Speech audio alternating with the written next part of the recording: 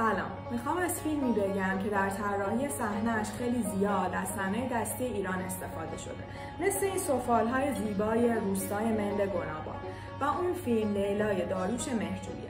من سکانس‌هایی که این ویژگی رو دارن جدا کردم و خیلی خوشحال میشم اگر اونها رو در ادامه این ویدیو ببینید و همچنین اگه فیلم دیگه میشناسید که همچین ویژگی داره لطفاً برامون بنویسید. استفاده از این کاسه و بشقاب‌های سفید طرحدار یعنی سفال‌های روستای مند گناباد تو این سکانس خیلی توجه منو جلب کرد، چون واقعا خیلی سفال‌های شناخته شده و در دسترسی نیستن. همینطور این بشقاب‌های آبی که توی شهرضای اصفهان تولید میشن.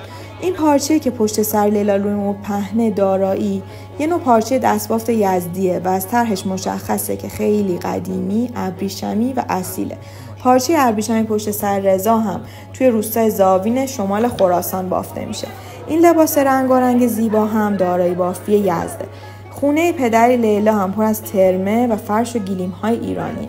یادی کنیم از جیلا مهرجویی طراح صحنه این فیلم که استفاده از این وسایل و المان‌های ایرانی کار ایشون بوده و همچنین به یاد داریوش مهرجویی کارگردان این فیلم.